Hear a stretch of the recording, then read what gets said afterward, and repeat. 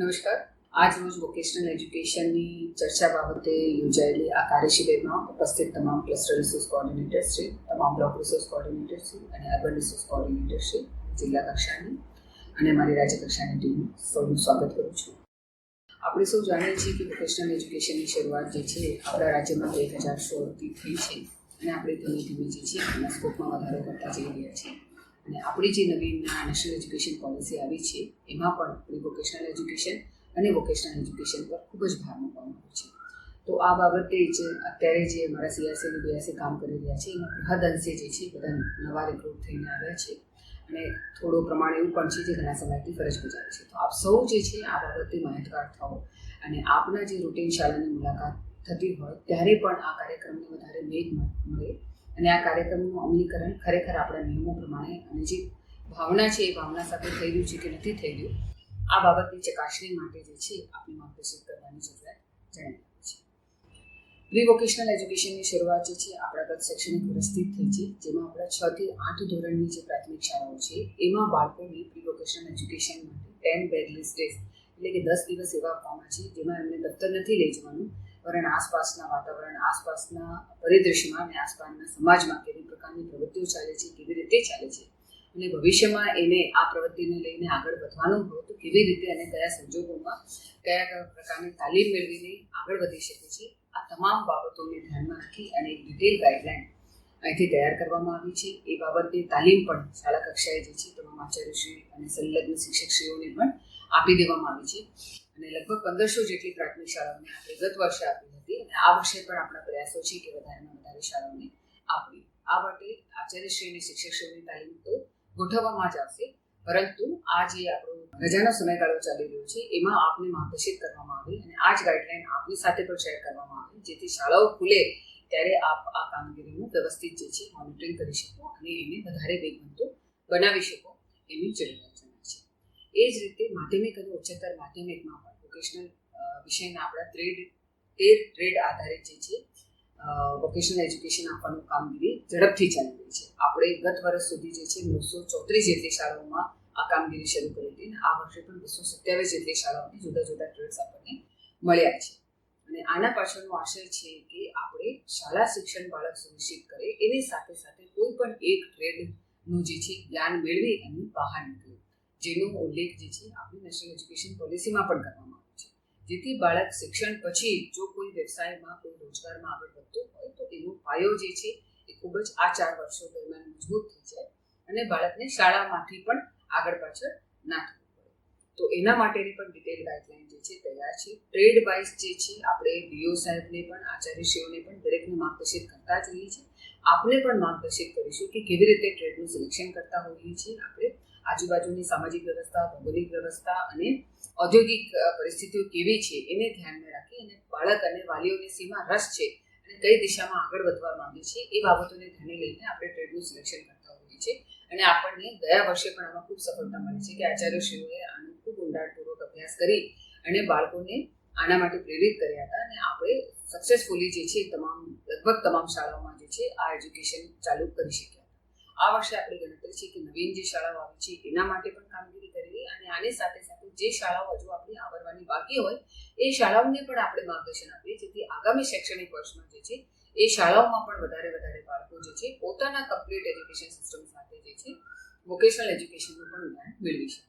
આના માટેની બોર્ડ માટેની જે પણ આપણી માન્યતાઓ મેળવી લેવાની હોતી હોય છે એની વ્યવસ્થિત માર્ગદર્શિકાઓ ટ્રેડ વાઇઝ કયા પ્રકારે પ્રેક્ટિકલ લેવામાં આવે છે, કયા પ્રકારે થિયરી લેવામાં આવે છે અને કયા પ્રકારની શાળા કક્ષાએ જે છે આઈટીઆઈ અને એમના પ્રિન્સિપલને સાથે રાખવી, ઇન્ડસ્ટ્રીયલ એક્સપોઝર છે, આપણી ઇન્ટર્નશીપ છે એ કેવી રીતે લેવામાં આવતી હોય છે, આ બધાનું ઊંડાણપૂર્વકનું માર્ગદર્શન જે છે આપણને સમગ્ર શિક્ષાની ટીમ દ્વારા આપવામાં આવશે.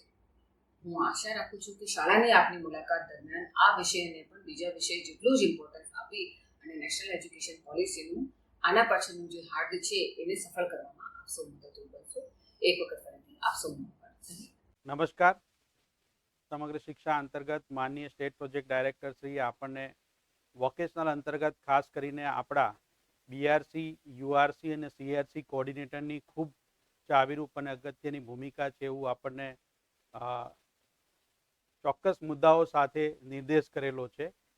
તો ખાસ કરીને જે રાષ્ટ્રીય શિક્ષણ નીતિની આ જોગવાઈ છે જેની અંદર કૌશલ્ય ઉપર એટલે કે સ્કિલ ડેવલપમેન્ટ ઉપર ભાર મૂકવામાં આવ્યો છે અને ખાસ કરીને integration of skill with education system એટલે કે કૌશલ્ય વિકાસ છે એ શિક્ષણની જે એક પછી એકની જે આનુક્રમિક ધોરણવાર પ્રક્રિયા છે એની સાથે સાહજિક રીતે સંમિલિત રીતે એ આગળ વધે અને કૌશલ્ય એ શિક્ષણનો ભાગ છે એટલે કે શિક્ષણના દરેક ક્ષેત્રમાં દરેક એકમની અંદર જ્યારે એ પ્રવૃત્તિઓ થતી હોય એ ગણિતની હોય એ વિજ્ઞાનની હોય કે પછી ભાષાની હોય આ બીઆરસી સીઆરસી અને યુઆરસી મિત્રો એ ભાષા સાથે ક્વોલિટી સાથે જોડાયેલા મિત્રો છો એટલે એને વધારે સારી રીતે સમજી શકો છો તો અહીંયા આપણે જોઈએ કારણ કે આપણા માટે ખૂબ જાણવું જરૂરી છે આ પ્રથમ વખતની એક આપણે વીસી યોજી રહ્યા છીએ એટલે ઘણી વખતે એવું બનશે કે બીઆરસી સીઆરસી મિત્રોને આ વોકેશનલ અંતર્ગત વિશેષ કેટલી જોગવાઈઓ છે એની કદાચ માહિતી ન હોય તો ખાસ કરીને હું ટૂંકમાં એક બ્રીફ માહિતી આપી દઈશ કે 2016થી ગુજરાતની અંદર 20 શાળાઓથી આપણે વોકેશનલ શરૂ થયું હતું અને એ વોકેશનલની અંદર ઇમ્પ્લિમેન્ટેશન કેવી રીતે થયું છે એની આપણે એક સમજ મેળવીશું. અહીંયા આપ આપના ચાર્ટની અંદર અહીંયા એક જોઈ રહ્યા છો, અહીંયા એક અમે ગ્રાફ બનાવવાનો પ્રયત્ન કર્યો છે કે વોકેશનલ વિષય 2016ની અંદર જ્યારે દાખલ થયો ત્યારે આપણે જોઈએ તો આપણા માટે એઝ અ બીઆરસી અને સીઆરસી તરીકે એ જાણવું જરૂરી છે કે આ નેશનલ એજ્યુકેશન પોલિસીની અંદર પ્રકરણ 16ની અંદર પેટા મુદ્દા નંબર 16.4ની અંદર સ્પષ્ટ નિર્દેશ કર્યો છે કે રાજ્યના 50% વિદ્યાર્થીઓ સ્કૂલના હોય અથવા ટેકનિકલ કોઈ પણ ક્ષેત્રના એવા 50% વિદ્યાર્થીઓને આપણે 2025 સુધી સ્કિલિંગ સાથે જોડવાના છે એટલે કે આપણો વિદ્યાર્થી અભ્યાસ કરતા એ કમ્પ્યુટરનું સોફ્ટ સ્કિલ જાણકાર હોય, અન્ય કોઈ ટેકનિકલ સ્કિલના જાણકાર હોય, એની સાથે કોઈ કળા જોડાયેલી હોય એવી બાબતો પણ હોઈ શકે. આપણી શાળામાં આ પ્રકારની ઘણી પ્રવૃત્તિ થાય છે પણ પ્રવૃત્તિ થાય એનો અર્થ એવો નથી કે વિદ્યાર્થીએ એનું કૌશલ્ય હસ્તગત કર્યું છે. આપણા વર્ગમાં બેસનાર વિદ્યાર્થીએ કમ્પ્યુટરમાં ચોક્કસ પ્રકારના ડિઝાઇનિંગ અને ગ્રાફિક્સ સાથે પીપીટી બનાવે છે, પોતાની રીતે બનાવે છે, જાતે ફેરફાર કરે છે અને એમાં સુધારા વધારા કરે છે તો એ પ્રકારનું સ્કિલ એની પાસે છે. અહીંયા આપણે એક ટૂંકી મારા પક્ષે જે વાત કરવાની છે કે નેશનલ પર્સપેક્ટિવ શું છે સ્ટેટ લેવલનું તો એની વાત કરીશું. તો નેશનલ લેવલે આપણે જોઈએ તો મિનિસ્ટ્રી ઓફ એજ્યુકેશન એટલે કે શિક્ષા મંત્રાલય છે એના દ્વારા આપણને સમગ્ર શિક્ષા અંતર્ગત આ વોકેશનલ એજ્યુકેશન માટેનું ચોક્કસ અનુદાન અને ગાઈડલાઈન મળતી હોય છે. એ ગાઈડલાઈન મુજબ આપણે આગળ વધી અને સમગ્ર રાજ્યની જે શાળાઓ છે એની અંદર વોકેશનલનો પ્રચાર પ્રસાર અને અમલીકરણ કરવાનો પ્રયત્ન કરતા હોઈએ છીએ. બીજું આપણી સાથે જોડાયેલું છે ministry of skill development and entrepreneurship. તો જે કૌશલ વિકાસ મંત્રાલય છે એ આપણી સાથે જોડાયેલું છે કારણ કે શિક્ષણ અને કૌશલ્ય આ બંનેનું ખૂબ જોડાણ છે. એને અલગ રીતે એક બીઆરસી સીઆરસી તરીકે જોઈશું કે એક નવી જવાબદારી આવી તો કદાચ આપણે એને એક અવરોધક તરીકે એક નવી દીવાર ઊભી કરીશું.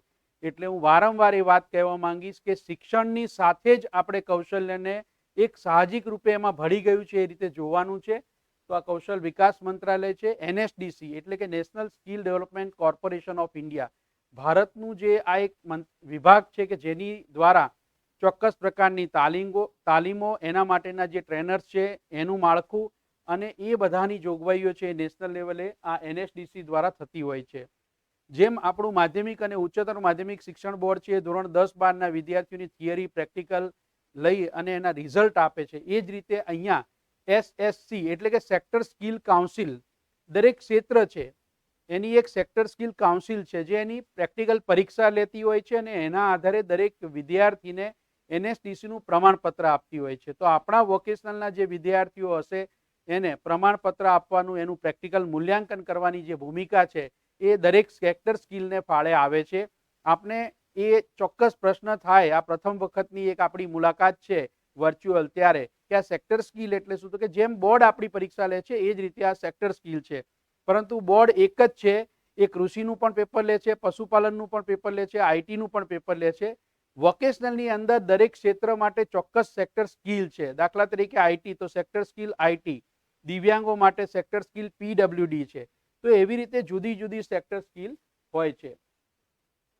અહીંયા આગળ વધીએ તો બીઆરસી સીઆરસી તરીકે આપણને પ્રશ્ન થાય કે આપણી જીસીઆરટી છે 1 થી 12ના પુસ્તકો તૈયાર કરે છે, બોર્ડ પણ એમાં સહયોગી હોય છે. એનસીઆરટી પુસ્તકો તૈયાર કરે છે આપણા જુદા જુદા વિષયોના. તો આપણા વોકેશનલના પુસ્તકોનો અભ્યાસક્રમ અને એને લગતી બાબતો છે એ કોણ કરે છે? તો PSSCIVE, જેને પાસ સેન્ટર તરીકે પણ ઓળખવામાં આવે છે, જે ભોપાલ ખાતે આવેલું છે. તો સમગ્ર દેશની અંદર રિજિયોનલ સેન્ટર તરીકે આપણે પેસિવ ભોપાલના સહયોગથી વોકેશનલ અંતર્ગત જે આપણી અધ્યયન નિષ્પત્તિઓ છે, એનું કરિક્યુલમ છે, અને સાથે સાથે એના પાઠ્ય પુસ્તકો તૈયાર કરવાની પ્રક્રિયા પણ પેસિવના માધ્યમથી થતી હોય છે. પેસિવ ભોપાલ દ્વારા આપણા વોકેશનલ ટ્રેનર, પ્રિન્સિપલ અને એડમિન લેવલે જે વ્યક્તિઓ છે એને એમના રોલ એન્ડ રિસ્પોન્સિબિલિટી માટે પેસિવ ભોપાલ દ્વારા વર્ચ્યુઅલ તાલીમ અને ભોપાલ ખાતે જઈ અને ત્યાં જે પ્રકારના વિષયો હોય છે એની તાલીમ પણ આપવામાં આવતી હોય છે. ત્યાર પછી આપણે જોઈએ કે નેશનલ લેવલનો આ પર્સપેક્ટિવ આપણને ક્લિયર થયો છે. હવે સ્ટેટ લેવલે શું ભૂમિકા છે, એમાં કઈ કઈ સંસ્થાઓ વોકેશનલ વિષય સાથે જોડાયેલી છે. તો બીઆરસી, સીઆરસી અને યુઆરસી મિત્રોને ખાસ આપ તો પરિચિત છો, પણ અહીંયા આપણે એક વાર રિપીટેશન કરીએ છીએ કે department of school education and literature, એટલે કે આપણો શિક્ષણ વિભાગ છે એની સાથે મૂળભૂત રીતે જોડાયેલું છે. આ યોજનાનું અમલીકરણ છે એ સમગ્ર શિક્ષાના માધ્યમથી થાય છે. શિક્ષણ વિભાગની રાહબરી હેઠળ સમગ્ર શિક્ષાના માધ્યમથી ભારત સરકારના અનુદાનથી આપણે આ વોકેશનલ સ્કીમનું ઇમ્પ્લિમેન્ટેશન કરી રહ્યા છો. તમારા માટે એ જાણવું ખૂબ જરૂરી છે કે આ જે ઇમ્પ્લિમેન્ટેશન થાય છે તો હાલના તબક્કે જે અનુદાન મળે છે શેના માટે મળે છે?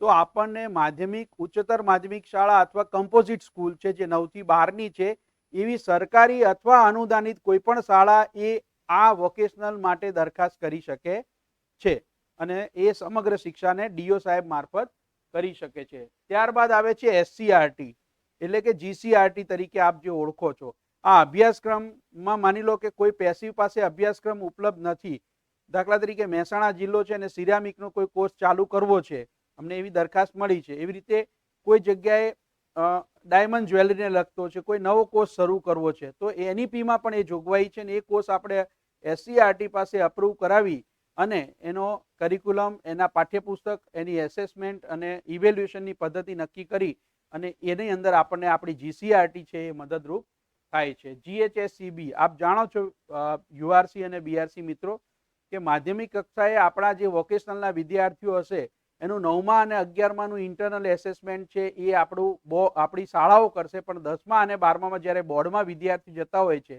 ત્યારે પ્રેક્ટિકલ એસેસમેન્ટ સેક્ટર સ્કિલ કરે છે. પણ જે 30 માર્ક્સનું જે આપણે નિયત રીતે નક્કી કર્યું છે એ એસેસમેન્ટ છે એ માધ્યમિક શિક્ષણ બોર્ડ દ્વારા થિયરી રૂપે, એટલે કે બીજા વિષયના પેપરની સાથે જ આપણા જે અત્યારે હાલમાં જોઈએ તો 13 ટ્રેડ છે અને આ વર્ષે આપણને બીજા નવા 2 ટ્રેડ મળ્યા છે. એમ 15 ટ્રેડ માટેનું આપણું થિયરીનું એસેસમેન્ટ માટેનું પેપર હોય છે, એની બ્લુપ્રિન્ટ હોય છે, અને એ પ્રમાણે આપણું ગુજરાત માધ્યમિક શિક્ષણ બોર્ડ છે એ વિદ્યાર્થીઓનું થિયરી, પ્રેક્ટિકલ અને ઇન્ટરનલ આ તમામના ગુણો મેળવી અને એની માર્કશીટ આખી વિદ્યાર્થીને મળતી હોય છે. સાથે આપને જાણીને એ ખૂબ આનંદ થશે કે સેક્ટર સ્કિલ દ્વારા એનએસડીસીનું વિદ્યાર્થીને ચોક્કસ સ્કિલનું એક લેવલનું પ્રમાણપત્ર મળે છે, જેમાં 10માના આધારે લેવલ 2, અને જો વિદ્યાર્થી કન્ટિન્યુઅસ રાખે સામાન્ય પ્રવાહ સાથે, એટલે કે કોમર્સ અથવા આર્ટ્સ સાથે 11-12માં એ કન્ટિન્યુ રાખે તો એને લેવલ 4નું પ્રમાણપત્ર મળે છે, જે એને આગળ એની ભાવિ કારકિર્દી રચવા માટે ખૂબ જ ઉપયોગી બને છે. સેક્ટર સ્કિલની વાત થઈ ગઈ છે. ત્યાર પછીનો એક બીજો શબ્દ છે વીટીપીસ, એટલે કે વોકેશનલ ટ્રેનિંગ પાર્ટનર્સ. આપણે અહીંયા રાજ્યમાં વોકેશનલ માટે જે ટીચર્સ એટલે કે વોકેશનલ ટ્રેનર છે એમની નિમણૂક વીટીપી ના માધ્યમથી કરતા હોઈએ છીએ, અને અહીંયા સમગ્ર શિક્ષા ખાતે આપણે આ વોકેશનલની સૈદ્ધાંતિક બાબતો, કેટલુંક મોનિટરિંગ અને વગેરે માટે આપણે એક પીએમયુની સ્થાપના કરી છે, જેમાં લેન્ડ એન્ડ સંસ્થા સાથે આપણે એમઓયુ કર્યું છે અને એમનું પીએમયુ અહીંયા આપણી ત્યાં કાર્યરત છે, જેના માધ્યમથી આપણે એક લાઇટ હાઉસ નામની આખી એપ્લિકેશન તૈયાર કરી છે. તો અહીંયા આ આપણે બેઝિક થિયરીની વાત થઈ. હવે આપણે ડિટેલમાં આપનો બીઆરસી, સીઆરસી અને યુઆરસી કોઓર્ડિનેટર તરીકે શું ભૂમિકા હશે એની વિગતે મારી સાથે મિશાલ પટેલ જોડાયા છે, જે આપણા પીએમયુના મેનેજર છે. તો હું શ્રી મિશાલ પટેલને વિનંતી કરીશ કે તેઓ આપણને આગળ ડિટેલ વિગતમાં કે એક બીઆરસી, સીઆરસી અને યુઆરસી તરીકે મારી શું ભૂમિકા હોઈ શકે. મિશાલ પટેલ. નમસ્કાર. ધન્યવાદ હિતેન્દ્રભાઈ. હિતેન્દ્ર સરે આપણને જે માહિતી આપી કે અલગ અલગ જે નેશનલ લેવલે, રાજ્ય કક્ષાએ, જિલ્લા કક્ષાએ, બ્લોક કક્ષાએ અને શાળા કક્ષાએ જે વોકેશનલ એજ્યુકેશન આપણે અત્યારે ચાલી રહ્યું છે, વોકેશનલ એજ્યુકેશનમાં જે તમામ જે એની સાથે સંકળાયેલા વ્યક્તિઓ છે એમાં અલગ અલગ એમની કઈ રીતે ભૂમિકા રહેલી છે. હવે આપણે જોઈએ કે વોકેશનલ એજ્યુકેશનમાં આપણે જે થિયરી પાર્ટ હોય છે જેમ એકેડેમિક્સમાં હોય છે એ જ રીતે પ્રેક્ટિકલનું જ્ઞાન વિદ્યાર્થીઓને શાળામાં જ લેબ બનાવીને આપવા માટેનો આપણે પ્રયત્ન કરતા હોઈએ છીએ કે શાળામાં જ એક જે પણ સેક્ટર વિદ્યાર્થી પસંદ કરે છે એ સેક્ટર સ્પેસિફિક એક લેબ બનેલી હોય છે. એ લેબના માધ્યમથી આપણે વિદ્યાર્થીઓને પ્રેક્ટિકલ અનુભવ આપતા હોઈએ છીએ. ત્યારબાદ આમાં જે બાકીના 3 મહત્વના મુદ્દાઓ છે કે વિદ્યાર્થીઓને આપણે એ સેક્ટર સાથે સંકળાયેલા કોઈ એક્સપર્ટની મદદથી એમને શાળામાં ઇન્વાઇટ કરી અને વિદ્યાર્થીઓને આપણે ગેસ્ટ લેક્ચરનો માધ્યમથી આપણે પ્રયત્ન કરતા હોઈએ છીએ કે વિદ્યાર્થીઓને એ સેક્ટરની માહિતી મળી શકે. તો આપણે શાળામાં જ એ સેક્ટરના એક્સપર્ટને આપણે ઇન્વાઇટ કરતા હોઈએ છીએ અને ત્યારબાદ એ વિદ્યાર્થીને આપણે ગેસ્ટ લેક્ચર અપાવતા હોઈએ છીએ. એ જ રીતે વિદ્યાર્થીઓને ફિલ્ડનો અનુભવ મળી રહે છે. એટલે કે શાળામાં પ્રેક્ટિકલના માધ્યમથી આપણે પ્રયત્ન કરીએ છીએ કે એ સેક્ટર વિશે માહિતી આપીએ. ત્યારબાદ ગેસ્ટ લેક્ચરને શાળામાં ઇન્વાઇટ કરીએ છીએ અને જ્યાં જ્યાં પોસિબલ હોય ત્યાં આપણે વિદ્યાર્થીઓને ફિલ્ડમાં એટલે કે એક ક્ષેત્રના જે સંસ્થાઓ છે એ સંસ્થામાં જ આપણે મુલાકાત કરાવીએ છીએ કે જેથી કરીને વિદ્યાર્થી રિયલ વર્લ્ડમાં અત્યારે કઈ રીતે કામ થઈ રહ્યું છે એનો એક અનુભવ આપવાનો આપણે પ્રયત્ન કરીએ છીએ. અને ત્યારબાદ ધોરણ 11 અને 12ના વિદ્યાર્થીઓ માટે સ્પેશિયલી આપણે 80 કે તેથી વધારે કલાક માટે આપણે ઇન્ટર્નશીપનું આયોજન કરતા હોઈએ છીએ કે જેથી કરીને વિદ્યાર્થીને ફર્સ્ટ હેન્ડ એક્સપિરિયન્સ મળે કે કામની દુનિયામાં વિદ્યાર્થીઓનો પહેલો એક અનુભવ થાય તે પ્રમાણેનો આપણે પ્રયત્ન કરવાની કોશિશ કરીએ છીએ. તો આપણે વિદ્યાર્થીઓને ઇન્ટર્નશીપ માટે આપણે જે નજીકની જ્યાં જ્યાં ઇન્ડસ્ટ્રી હોય જે સેક્ટરમાં વિદ્યાર્થી એ અભ્યાસ કરી રહ્યો હોય એ શક્ય હોય ત્યાં સુધી તે ક્ષેત્રમાં જ આપણે વિદ્યાર્થીઓને ઇન્ટર્નશીપ કરાવવાનો પ્રયત્ન કરીએ છીએ કે જેથી કરીને વિદ્યાર્થીઓને એક અનુભવ મળી રહે. હવે આપણે પરીક્ષા પેટર્નની જેમ વાત કરીએ તો પરીક્ષામાં આમાં મુખ્યત્વે 2 સંસ્થાઓનો રોલ રહેલો છે. એક તો ગુજરાત સ્ટેટ સેકન્ડરી અને હાયર સેકન્ડરી એજ્યુકેશન બોર્ડ જે છે એ જે થિયરી એક્ઝામ છે થિયરી એક્ઝામ 30 માર્કની લે છે. એમાં વિદ્યાર્થીઓને પાસ થવા માટેના ગુણ જે છે એ 10 ગુણ મેળવવાના રહે છે. જેમાં પ્રેક્ટિકલ એક્ઝામ છે એ 50 માર્કની પ્રેક્ટિકલ એક્ઝામ હોય છે. એ જે રિસ્પેક્ટિવ સેક્ટર સ્કિલ કાઉન્સિલ દ્વારા એની પરીક્ષા લેવામાં આવતી હોય છે. એમાં મિનિમમ જે ક્વોલિફિકેશન છે પાસ થવા માટેના ગુણ છે 17 માર્ક લાવવા વિદ્યાર્થીઓને ફરજિયાત હોય છે પાસ થવા માટે. અને જે બાકીના જે 20 માર્ક છે એ બાકીના 20 માર્ક શાળાના આચાર્યશ્રી અને વોકેશનલ ટ્રેનર દ્વારા ઇન્ટરનલ ગુણ હોય છે કે જે શાળા કક્ષાએ વિદ્યાર્થીઓને આપવાની હોય છે. જે વિદ્યાર્થીઓને ધોરણ 9 અને ધોરણ 11માં જે પ્રેક્ટિકલ એસેસમેન્ટ છે એ પ્રેક્ટિકલ એસેસમેન્ટ વોકેશનલ ટ્રેનર દ્વારા જ અત્યારે કરવામાં આવે છે. ધોરણ 10 અને ધોરણ 12માં કે જ્યારે બોર્ડની પરીક્ષા હોય ત્યારે જ આપણે સેક્ટર સ્કિલ કાઉન્સિલ દ્વારા થર્ડ પાર્ટી એસેસમેન્ટ આપણે વિદ્યાર્થીઓનું પ્રેક્ટિકલ એસેસમેન્ટ કરાવતા હોઈએ છીએ. આ થઈ ગઈ આપણે પ્રેક્ટિકલ એસેસમેન્ટની વાત. હવે આપણે વોકેશનલ એજ્યુકેશનની વાત કરીએ તો જેમ વાત થઈ એમ કે 2017થી આપણે 20 શાળાઓથી શરૂ કરેલું હતું. પછી 2019માં બીજી 122 શાળાઓ એમ તબક્કાવાર વધારતા અત્યારે આપણે કુલ 13 જેટલા અલગ અલગ સેક્ટરોમાં અને 934 જેટલી શાળાઓમાં અત્યારે વોકેશનલ એજ્યુકેશનની કામગીરી એ ચાલી રહી છે ગુજરાતમાં. તો આપણે વાત કરીએ તો એમાં કુલ 13 સેક્ટરોમાં એગ્રીકલ્ચર, ઓટોમોટિવ, બ્યુટી અને વેલનેસ એટલે કે જે પ્રમાણેની જરૂરિયાત હોય જે પ્રમાણેની શાળાની કન્ડિશન હોય શાળાની ભૌગોલિક પરિસ્થિતિ શાળાની આસપાસ કઈ રીતની ઇન્ડસ્ટ્રી આવેલી છે શાળા કયા જિલ્લામાં આવેલી છે કઈ ટાઈપના બ્લોકમાં આવેલી છે અને તેની શાળાની આસપાસની પરિસ્થિતિ કઈ છે એને ધ્યાનમાં રાખી અને વિદ્યાર્થીઓમાં વધારે જે લોકલ જે પ્રમાણેની ડિમાન્ડ હોય એ પ્રમાણેના વિદ્યાર્થીઓમાં કૌશલ્ય વિકાસ પામે એ તેને ધ્યાનમાં રાખી અને કુલ 13 જેટલા સેક્ટરોમાં અત્યારે કામગીરી ચાલી રહી છે. એમાં આપણે સેક્ટર વાત કરીએ તો બેન્કિંગ ફાઇનાન્સ છે, આઈટીએસ છે, ફૂડ પ્રોસેસિંગ છે, પ્લમ્બિંગ, આવા અલગ અલગ ક્ષેત્રોમાં કે જેમાં ડિમાન્ડ વધારે છે કે જેમાં વિદ્યાર્થી પોતાનું કેરિયર બનાવવા ઈચ્છુક હોય કે જે વિદ્યાર્થીઓને પોતાને રસ અને રુચિ હોય અને ક્ષેત્રમાં આગળ પોતાના કેરિયર બનાવવાની તકો હોય એ પ્રમાણેનું ક્ષેત્ર પસંદ કરવામાં આવે છે કે જેથી કરી અને જે શાળા હોય તે શાળા વધારેમાં વધારે વિદ્યાર્થીઓને આ ક્ષેત્રમાં પોતાના કેરિયર પસંદ કરવા માટે મદદરૂપ થઈ શકે. ટુરિઝમની જે છે કેટલાક જિલ્લાઓમાં ટુરિઝમનો સારો રીતે વિકાસ થયેલો હોય ત્યાં ટુરિઝમ ક્ષેત્ર છે. હેલ્થકેર બાબતે જેમ આપ સૌ જાણીએ છીએ કે છેલ્લા 3 વર્ષમાં જે કોરોનાની પરિસ્થિતિના કારણે અને અન્ય જે હેલ્થ રિલેટેડ ઇસ્યુઝ છે એના કારણે હેલ્થકેર જે સેક્ટર છે, સ્પોર્ટ્સ અને ફિટનેસ સેક્ટર છે જે ખૂબ જ મહત્વનું એક સેક્ટર છે કે જેમાં વિદ્યાર્થી અર્લી એજ ફેસિલિટેટેડ તરીકેનો જે જોબ રોલ છે એટલે કે જ્યારે વિદ્યાર્થી જ્યારે કોઈ પણ બાળક 1 વર્ષથી 8 વર્ષનું હોય બાળક ત્યારે કઈ કઈ ટાઈપની ફિઝિકલ એક્ટિવિટી બાળકને કરાવવી જોઈએ કે જેથી કરી અને એનો જે ગ્રોથ હોય છે ગ્રોથ સારી રીતે થઈ શકે તે પ્રમાણેના સેક્ટર આપણે સ્પોર્ટ્સ સેક્ટરમાં એનો સમાવેશ કરેલું છે. એ જ પ્રમાણે રિટેલ સેક્ટર છે, ઇલેક્ટ્રોનિક્સ અને હાર્ડવેર સેક્ટર છે. આ તમામ સેક્ટર સ્પેસિફિક ઇન્ફોર્મેશન માટે એક અહીંયા રાજ્ય કચેરી સમગ્ર શિક્ષા ઓફિસ દ્વારા એની યુટ્યુબ ચેનલ બનેલી છે. એ યુટ્યુબ ચેનલમાં સેક્ટર સ્પેસિફિક વિડીયો આવેલા છે.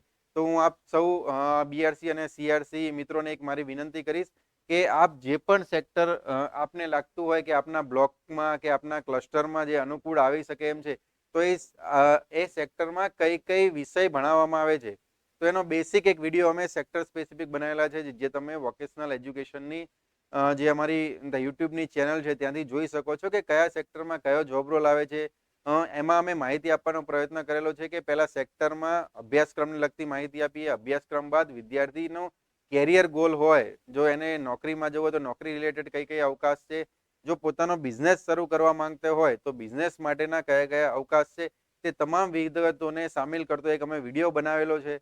તો એ વિડીયો આપ સૌ નિહાળશો યુટ્યુબ ચેનલ ઉપર. હું એવી આશા રાખું છું કે જેથી કરી અને તમે જ્યારે શાળાને કે નવી શાળા કોઈ વોકેશનલ એજ્યુકેશન શરૂ કરવા માંગતી હોય તો શાળાને તમે કઈ ટાઈપનો શાળામાં વોકેશનલ એજ્યુકેશન કઈ ટાઈપનો કોર્સ શાળામાં વિષય તરીકે એની પસંદગી કરવી જોઈએ, તો એમાં આપનો ખૂબ જ એક મહત્વનો રોલ આવે છે. ત્યારે તમે શાળાને સારી રીતે બ્રીફ કરી શકશો કે કયા સેક્ટરમાં, કેમ કે આપણે જ્યારે સેક્ટરનું નામ વાંચીએ છીએ તો સેક્ટરનું નામ વાંચીએ અને આપણા માઇન્ડમાં એક પરસેપ્શન હોય સેક્ટર પ્રત્યેની, એના રિલેટેડ જ આપણે એક માઇન્ડસેટ બનાવી લેતા હોઈએ છીએ કે આ ટાઈપના સેક્ટરમાં આ જ રીતે વિદ્યાર્થીઓને ભણાવવામાં આવતું હશે. પરંતુ જ્યારે તમે એ જે યુટ્યુબનો વિડીયો જોશો અથવા તો જે PSSCIB ભોપાલ ઉપર જે માહિતી આપેલી છે, તો એક સેક્ટરમાં ઘણા બધા જોબ રોલ્સ આવેલા હોય છે. જોબ રોલ્સ એટલે અલગ અલગ વિષયો, કે જેમ કે આપણે ઓટોમોબાઈલની વાત કરી તો ઓટોમોબાઈલમાં એક સર્વિસ સેન્ટર હોઈ શકે છે, મેન્યુફેક્ચરિંગ યુનિટ એનું હોઈ શકે છે, સર્વિસ રિલેટેડ પ્રોબ્લેમ હોય તો એનામાં પણ ઘણા બધા જોબ રોલ હોય છે. કેમ કે 2 વ્હીલર 3 વ્હીલરનું હોઈ શકે, 4 વ્હીલર હોઈ શકે કે ટ્રક રિલેટેડ હોય. તો એમાં અલગ અલગ જોબ રોલ્સ આવેલા છે. એમાં વિદ્યાર્થીઓને ફાઉન્ડેશન ક્લિયર થાય, ફાઉન્ડેશન મજબૂત થાય એ પ્રમાણેના જોબ રોલ અભ્યાસક્રમ આપણે ધોરણ 9 અને 10માં આપવાનો પ્રયત્ન કરતા હોઈએ છીએ અને એનું એક નેક્સ્ટ વર્ઝન ધોરણ 11 અને 12માં આપણે એનો આપવા માટેનો પ્રયત્ન કરતા હોઈએ છીએ. તો અત્યારે કુલ આ 13 જેટલા સેક્ટરોમાં અત્યારે આપણે વોકેશનલની માહિતી ચાલી રહી છે. હવે આપણે જોઈએ કે રાજ્ય કચેરીની આમાં ભૂમિકા ક્યાં આવેલી છે. તો જે વોકેશનલ ટ્રેનિંગ પ્રોવાઈડર છે એની પસંદગી જે છે નેશનલ સ્કિલ ડેવલપમેન્ટ કોર્પોરેશન દ્વારા કરવામાં આવતી હોય છે અને ત્યારે રાજ્ય કચેરી બાદ એમને કામગીરી સોંપવામાં આવતી હોય છે. હવે આપણે જે આજનો જે એક મહત્વનો ખૂબ જ મુદ્દો છે કે આમાં જે વોકેશનલ એજ્યુકેશન છે એ વોકેશનલ એજ્યુકેશનમાં આપ સૌની ભૂમિકા કઈ કઈ જગ્યાએ આવે છે. તો જેમ હું અત્યારે વાત કરતો હતો કે શાળાની પસંદગી અને એમાં શાળામાં કયો ટ્રેડ પસંદ કરવો, એ ટ્રેડ પસંદગી કરવામાં આપનો ખૂબ જ મહત્વનો રોલ રહેલો છે. કેમ કે જ્યારે કોઈ પણ આ નવું એક આપણે ભારત સરકાર શ્રીનું એક યોજના છે અને રાજ્ય કચેરી એ દ્વારા એને ઇમ્પ્લિમેન્ટ કરવામાં આવી રહી છે, તો ત્યારે એમાં કઈ શાળામાં અને કયા ટ્રેડ સાથે વોકેશનલ એજ્યુકેશન શરૂ કરવું એ ખૂબ જ મહત્વનું એક પરિબળ છે. કેમ કે જ્યારે પણ આપણે કોઈ પણ સેક્ટર શરૂ કરતા હોઈએ છીએ ત્યારબાદ એ સેક્ટરમાં જ વિદ્યાર્થીઓને આપણે એડમિશન આપી શકતા હોઈએ છીએ. એટલે કે જે સેક્ટરની આપણે પસંદગી કરીએ છીએ એ શાળા માટે, એ સેક્ટરની પસંદગી ખૂબ જ મહત્વની થઈ રહેતી હોય છે. એમાં એક મહત્વનો મુદ્દો આવે છે કે આપણે જેન્ડર સ્પેસિફિક જે પૂર્વગ્રહ વિના આપણે હોવો જોઈએ. એટલે કે કોઈ પણ જે વિદ્યાર્થી હોય કે ધારો કે આપણા માઇન્ડમાં એવું પરસેપ્શન હોય છે કે બ્યુટી અને વેલનેસનો વિદ્યાર્થી છે, તો બ્યુટી અને વેલનેસનો જે વિષય છે એ લગભગ જે છોકરીઓ છે એટલે કે વિદ્યાર્થીનીઓ છે એ વધારે પસંદ કરતી હોય છે.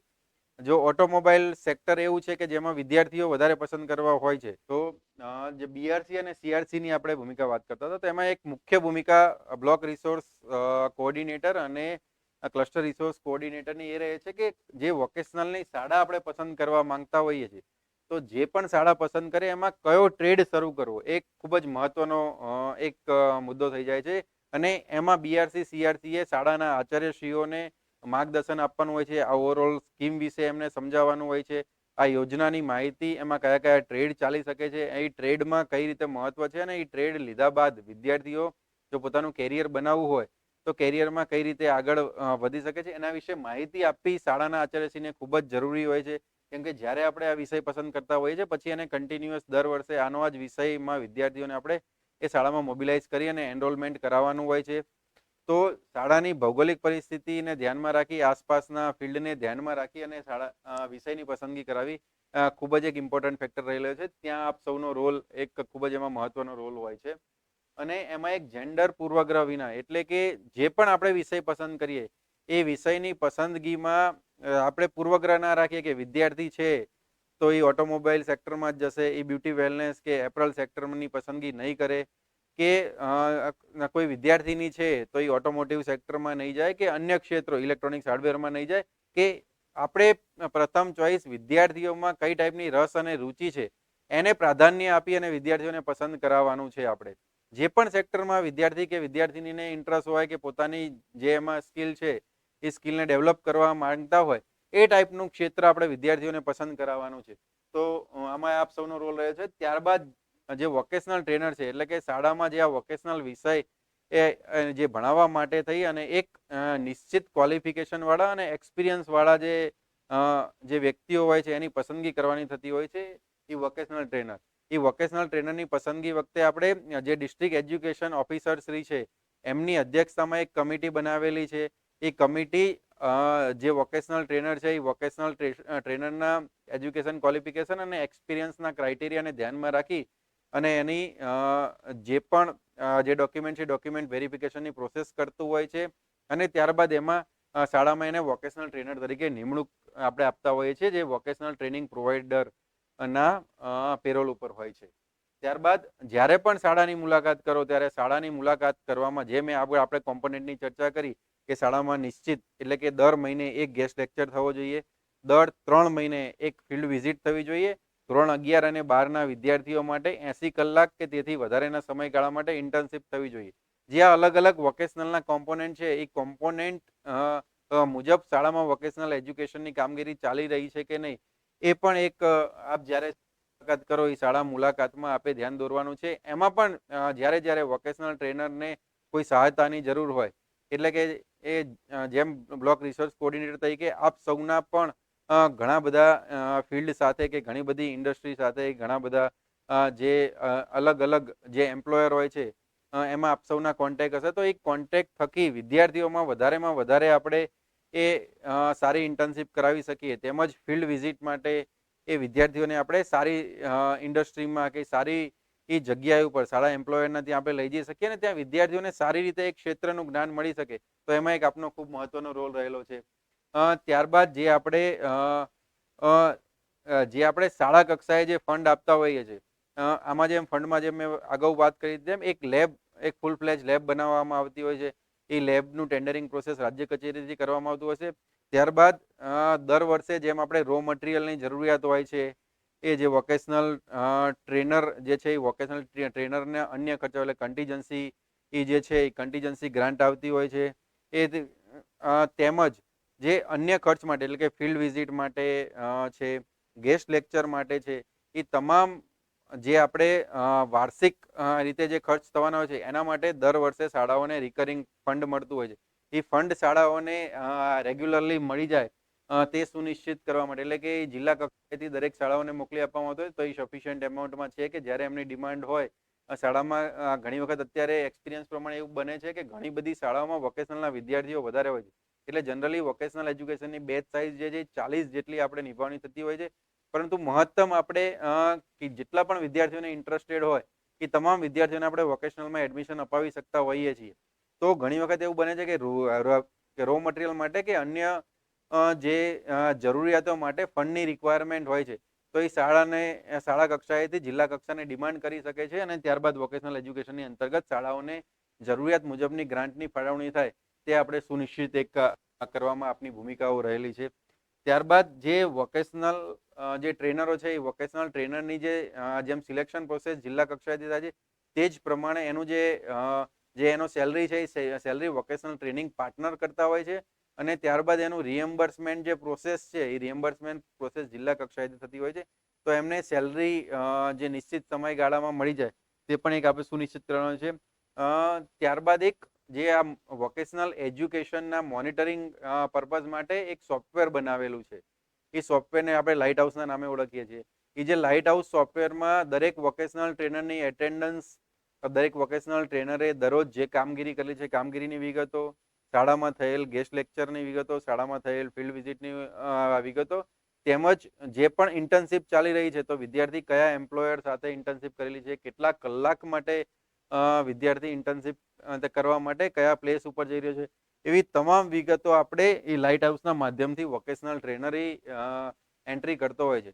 એ એન્ટ્રી કરેલી વિગતો જે એનું રિપોર્ટિંગ છે એ રિપોર્ટિંગમાં એનું મોનિટરિંગ કરવાની જવાબદારી છે એ આપણે બીઆરસી અને સીઆરકી કે આપણે નિભાવવાની થાય છે. તો જ્યારે પણ જે શાળામાં એક્ટિવિટી થઈ રહી છે વોકેશનલ રિલેટેડ, એ એક્ટિવિટીને આપણે મોનિટરિંગ માટે એના સોફ્ટવેર છે એને આપણે સારી રીતે નિભાવણી થાય છે કે નહીં એની ચકાસણી કરવાની જવાબદારી આપણે નિભાવવાની રહે છે. પછી અન્ય વિભાગો સાથે સંકલન, એટલે કે આપ સૌ જેમ જાણો છો કે અત્યારે કે મોદી સાહેબશ્રી દ્વારા પણ અત્યારે જેમ જોબ મેળા થઈ રહ્યા છે અને વિદ્યાર્થીઓને જોબ માટે પ્રોત્સાહિત કરી અને અલગ અલગ વિભાગોના સંકલનથી અત્યારે એક વિદ્યાર્થીઓને રોજગારી મળી રહે કે જે પણ વિદ્યાર્થીને, તો એ રોજગારના પ્રમાણપત્રો અને રોજગારીની તકો માટેના પણ જોબ મેળાઓ અન્ય વિભાગો દ્વારા થતા હોય છે. એ વિભાગો સાથે સંકલન કરી અને આપણા વધારેમાં વધારે વિદ્યાર્થીઓ ત્યાં ભાગ લે અને વધારેમાં વધારે વિદ્યાર્થીઓને રોજગારીની તકો મળી રહે એ એના માટે, તેમજ જે ડાયરેક્ટર ઓફ એમ્પ્લોયમેન્ટ અને ટ્રેનિંગ ડિપાર્ટમેન્ટ છે જેની અંદર આઈટીઆઈ, અન્ય શોર્ટ ટર્મ સ્કિલિંગ કોર્સિસ ચાલતી જે સંસ્થાઓ છે એ તમામ સાથે સંકલન કરી અને જે આપણા જે વિદ્યાર્થીઓ છે જે આગળ એજ્યુકેશન કન્ટિન્યુ કરવા નથી માંગતા એવા જે વિદ્યાર્થીઓને પણ આપણે એ વિભાગ સાથે સંકલન કરી અને ત્યાં આપણે સ્કિલ ડેવલપમેન્ટના ક્ષેત્રમાં પોતાની કારકિર્દી બનાવી શકે તો એના માટેનું માર્ગદર્શન આપવા માટે આપણે બીજા વિભાગો સાથે સંકલનમાં એક ખૂબ મહત્વનો રોલ રહેલો છે. ત્યારબાદ જે ઇન્સ્ટ્રક્શન રાજ્ય કચેરી દ્વારા આપવામાં આવે એ ઇન્સ્ટ્રક્શનને શાળા સુધી કે જે પણ માર્ગદર્શન આપવામાં આવે એ માર્ગદર્શનને શાળા કક્ષા સુધી આપણે પહોંચી જાય તે પ્રમાણે, એટલે કે રાજ્ય અને શાળા અને જિલ્લા વચ્ચેની એક સુદ્રઢ લિંક તરીકે આપ સૌનો રોલ રહેલો છે જે આપ સૌ એમાં કામગીરી કરેલી છે. હવે આપણે જોઈએ તો આચાર્યની ભૂમિકા અને એના માટે કે જે શાળા કક્ષાએ જે આચાર્યએ નિભાવણી કરવાની છે એમાં શાળા કક્ષાએ જે આચાર્યો છે એ આચાર્યોએ વિદ્યાર્થીઓને એ જે સેક્ટરમાં એમનો રસ અને રુચિ છે તે સેક્ટર વિશે પ્રોપર માહિતી આપી અને ત્યારબાદ વિદ્યાર્થીઓને એનરોલમેન્ટ કરવાનું હોય છે. ત્યારબાદ શાળાના આચાર્યશ્રીઓએ જ્યાં જ્યાં વોકેશનલ ટ્રેનરને રો મટીરિયલની પરચેસમાં, જે નજીકની ફિલ્ડ છે એ ફિલ્ડ વિઝિટ માટે કે ગેસ્ટ લેક્ચરને ઇન્વાઇટ કરવા માટે અને ઇન્ટર્નશીપ માટે, આ તમામ એક્ટિવિટીઓમાં શાળાના આચાર્યશ્રીઓએ વોકેશનલ ટ્રેનરની સાથે રહી અને કામગીરી કરવાની એ હોય છે. હવે જે વોકેશનલ ટ્રેનર છે એ વોકેશનલ ટ્રેનર શાળામાં આપણે થિયરી અને પ્રેક્ટિકલ તાલીમ આપતા હોય છે અને તેમજ પરીક્ષાની કામગીરી કરતા હોય છે. આ તમામ કામગીરી માટે તેમજ જે ડોક્યુમેન્ટેશન છે એ ડોક્યુમેન્ટેશન માટે આપણે જે વોકેશનલ ટ્રેનર છે એ વોકેશનલ ટ્રેનરનો રોલ રહેલો હોય છે. તેમજ આપણે ધોરણ 10 અને ધોરણ 12માં જ્યારે વિદ્યાર્થી એ વોકેશનલ એજ્યુકેશનમાંથી એ કમ્પ્લીટ કરીને પાસ આઉટ થાય છે, એટલે કે ધોરણ 10માં જો વિદ્યાર્થી પાસ આઉટ થાય તો એને 2 વર્ષનું જે પ્રમાણપત્ર છે એટલે કે લેવલ 2નું NSDC માન્યતા પ્રાપ્ત પ્રમાણપત્ર મળતું હોય છે. ત્યારે આપણે વિદ્યાર્થીઓ પાસે એક એક્ઝિટ સર્વે કરાવતા હોઈએ છીએ. એક્ઝિટ સર્વેનો પર્પઝ એવો છે કે વિદ્યાર્થીને ધોરણ 10 પછી આગળ કયા ક્ષેત્રમાં જવું છે, એટલે કે પોતે એ આગળ એજ્યુકેશન કન્ટિન્યુ કરવા માંગતા હોય તો અન્ય આર્ટ્સમાં, કોમર્સમાં, સાયન્સમાં કે ટેકનિકલ કોર્સિસમાં આગળ પોતાની કારકિર્દી બનાવવા માંગે છે. કેટલાક વિદ્યાર્થીઓ ફાઇનાન્શિયલ કન્ડિશનના કારણે કે ઇકોનોમિકલ કન્ડિશનના કારણે કે અન્ય સોશિયલ ફેક્ટરના કારણે એ ઘણી વખત પોતાનું એજ્યુકેશન કન્ટિન્યુ કરવા નથી માંગતા હોતા, તો એ પાર્ટ ટાઈમ જોબ કરવા માંગતા હોય છે કે ફૂલ ટાઈમ જોબ કરવા માંગતા હોય છે કે એમની આગળ એસ્પિરેશન શું છે હવે ધોરણ 10 કમ્પ્લીટ થયા પછી કે ધોરણ 12 કમ્પ્લીટ થયા પછી, તો એની એસ્પિરેશન જાણવા માટે ભવિષ્યમાં પોતે કઈ દિશામાં આગળ વધવા માંગે તો એના માટે આપણે એક્ઝિટ સર્વે કરાવતા હોઈએ છીએ તમામ વિદ્યાર્થીઓ જ્યારે પણ વોકેશનલ વિષય કન્ટિન્યુ કરે છે ત્યારબાદ. તો એ પર્પઝથી આપણે જે એક્ઝિટ સર્વે કરવાનો છે એ એક્ઝિટ સર્વેની કામગીરી આપણે વોકેશનલ ટ્રેનરને કરાવવાની છે, જેથી કરીને વિદ્યાર્થીઓને આપણે કેરિયર ગાઈડન્સ દ્વારા એમના આગળના ફ્યુચરમાં પણ આપણે એમને મદદરૂપ થઈ શકીએ એ પર્પઝથી આપણે એક્ઝિટ સર્વે કરાવતા હોઈએ છીએ.